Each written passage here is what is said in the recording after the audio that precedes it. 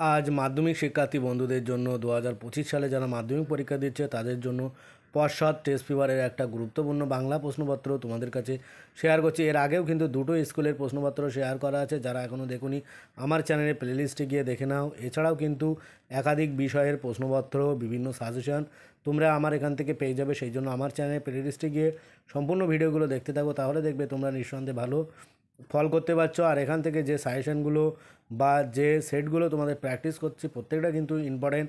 আর সাজেশনগুলো তোমাদের যেগুলো দেওয়া আছে প্রত্যেক বছরই কিন্তু ফাইনাল পরীক্ষায় হুবহু তারা কমন পেয়ে যায়, তাই তোমরাও কমন পেয়ে যাবে। সেই জন্য অবশ্যই তোমরা আমার চ্যানেলের প্লেলিস্টে গিয়ে সাজেশনগুলো দেখে নাও, বা তোমাদের যে পর্ষদের টেস্ট পেপারের প্র্যাকটিস সেটগুলো করাচ্ছি বাংলা, ইতিহাস, ভূগোলে, সেগুলোও কিন্তু তোমরা আমার এই চ্যানেলের প্লেলিস্টে পেয়ে যাবে। যারা এখন আমার চ্যানেলটি সাবস্ক্রাইব করুন, অবশ্যই চ্যানেলটি সাবস্ক্রাইব করে অলরেডি যারা চ্যানেলটি সাবস্ক্রাইব করেছে তাদেরকে অনেক অনেক ধন্যবাদ। আজকে শুরু করছি বাংলার 6 নম্বর পেজের একটা গুরুত্বপূর্ণ প্রশ্নপত্র। এখানে একের দাগ সঠিক উত্তরটি নির্বাচন করতে হবে। এখানে তোমাদের 17টি এমসিকিউ থাকবে, 17টি কিন্তু উত্তর করতে হবে। একের দাগ আমাদের থাকলে আমরাও চেষ্টা করে দেখতাম উক্তিটি বক্তা গ মেজো কাকু। 2-এর দাগ একটু তারিফই করলেন, কে তারিফ করলেন? ঘ মাস্টারমশাই। 3-এর দাগ নদীর বিদ্রোহের কারণ ছিল, এখানে গ বন্দিশালা থেকে মুক্তি। 4-এর দাগ বৃষ্টিতে ধুয়ে দিল, এখানে খ পায়ের দাগ।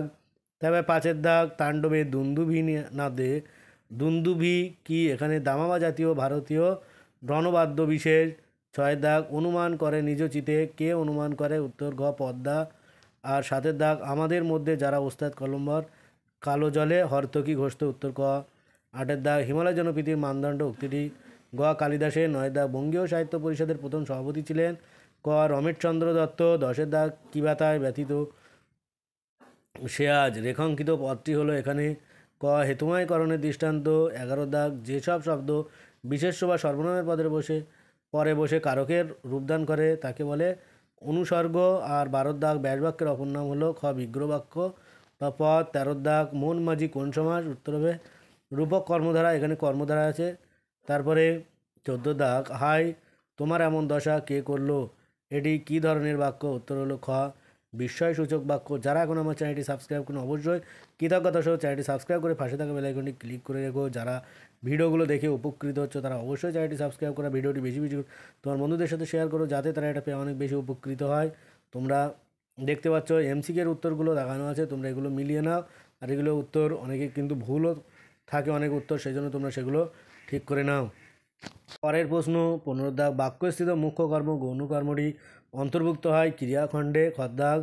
আর 16 দাগ সমূলে নির্মূল করিও পামরে আজি, এখানে গ কর্তৃবাচ্যে। 17 দাগ কর্তৃবাচ্যে কর্তার সঙ্গে সংগঠিত রক্ষা করে, উত্তর ঘ ক্রিয়া।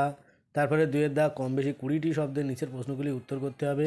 এখানে 19টি প্রশ্নের তোমাদের উত্তর করতে হবে। 2-এর এক যে কোনো 4টি প্রশ্নের উত্তর করতে হবে। এখানে গল্প থেকে 5টি প্রশ্ন থাকবে, তোমাদের কিন্তু 4টের উত্তর করতে হবে। এখানে 2-এর একের এক কী বলছে?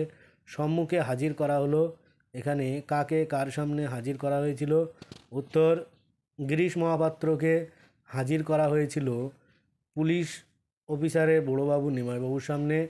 তারপরে 2-এর দাগ আজ যেন সেই নদী খেপিয়া গিয়াছে, নদীর খেপে যাওয়ার কারণ কি?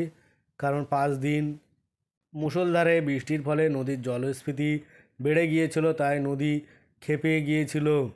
3-এর দাগ কিন্তু ওর কপাল ভালো, কী কারণে কার কপাল ভালো? উত্তর অদল বদল গল্পে, পানালার প্যাডেল রচিত অদল বদল গল্পে হোলির দিনে ইসাবের জামা ছিঁড়ে যাওয়ায় এখানে অমৃত ইসাবের কাছ থেকে জামা অদল বদল করে নেয়, কিন্তু অমৃতর মা সেদিন কিন্তু তাকে মারেনি, কারণ হোলির দিন থাকায় তার কপালটা ভালো ছিল। কারণ হোলির দিন একটু ধস্তাধস্তি ধাক্কাধাক্কি হয়, সেই জন্য মা তাকে আর কিছু বলেনি। তারপরে 4-এর দাগ এ বিষয়ে সন্দেহ ছিল তপনের, কোন বিষয় তপনের সন্দেহ ছিল? যে লেখকরা তার বাবা কাকা মামার মতো সাধারণ মানুষ, এই বিষয়ে তপনের সন্দেহ ছিল। তারপরে 5-এর দাগ কী অদ্ভুত কথা বললেন হরিদা? অদ্ভুত কথাটি কি?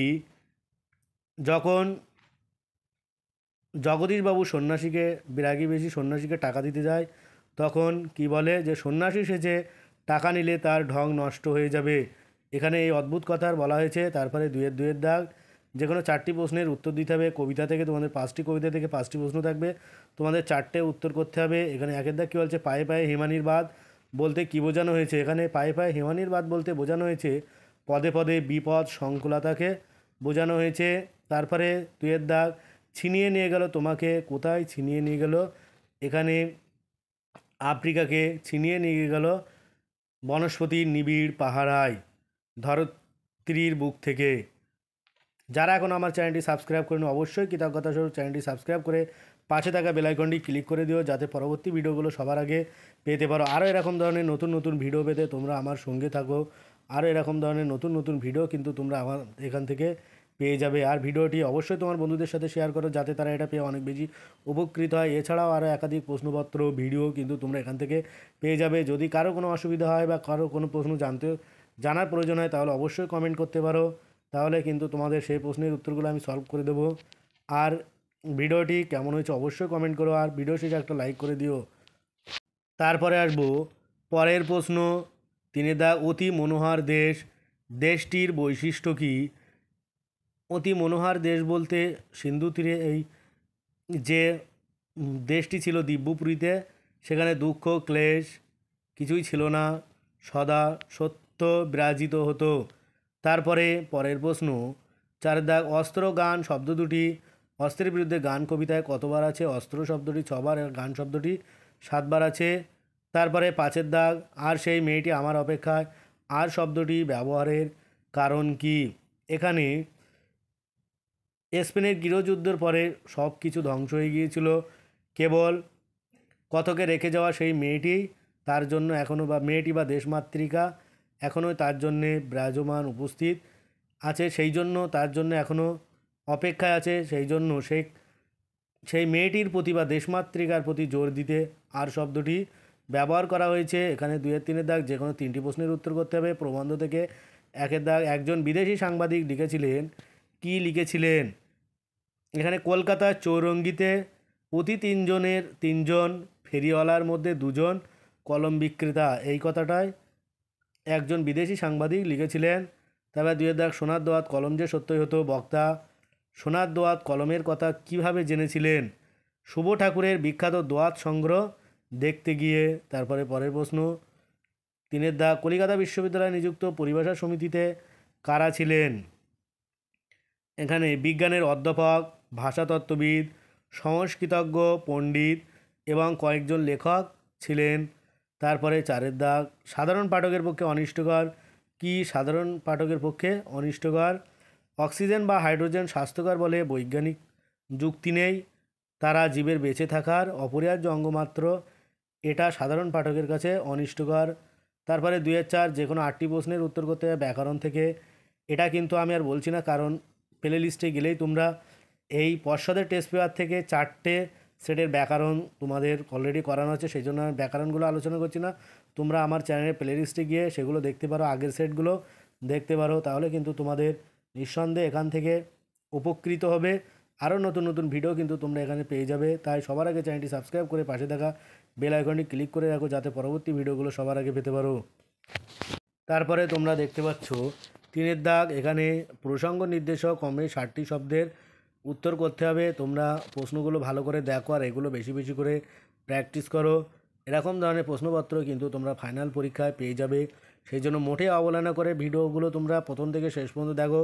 আর তোমাদের যে পর্ষদের দেওয়া বা বোর্ডের দেওয়া প্রশ্নপত্রটি ভালো করে সলভ করো। যে টেস্ট পেপার দিয়েছে, টেস্ট পেপার অধিকাংশ প্রশ্ন কিন্তু তোমাদের কাছে মোস্ট ইম্পর্টেন্ট, কারণ এখান থেকেই কিন্তু তোমাদের একাধিক প্রশ্নপত্র তোমরা কমন পেয়ে যাবে ফাইনাল পরীক্ষায়। তাই তোমরা মোটেও অবহেলা করে ভিডিওগুলো প্রথম থেকে শেষ পর্যন্ত দেখতে থাকো, তাহলে দেখবে তোমাদের যে প্রশ্নগুলো ফাইনাল পরীক্ষা আসবে 2025 সালে, তাহলে ফেব্রুয়ারিতে 10 তারিখে কিন্তু তোমাদের পরীক্ষা শুরু হচ্ছে। তাই যে প্রশ্নগুলো তোমাদের আসতে চলেছে এরকম ধরনের টেস্ট পেপার বা সেটগুলো যদি তোমরা কমপ্লিট করো, তাহলে দেখবে তোমাদের পরীক্ষায় কোনো অসুবিধা হচ্ছে না। আর প্রত্যেকটা বিষয় কিন্তু তোমাদের খুঁটিয়ে খুঁটিয়ে পড়তে হবে, কারণ তোমাদের শর্ট প্রশ্নও কিন্তু বেশি থাকে। সেই জন্য তোমরা অবশ্যই মনোযোগ সহকারে ভিডিওগুলো দেখো, টেস্ট কবিতা গল্পগুলো ভালো করে পড়ো, তাহলে দেখবে তোমাদের পরীক্ষা নিঃসন্দেহে ভালো হচ্ছে। আজ ভিডিওটি এই পর্যন্ত।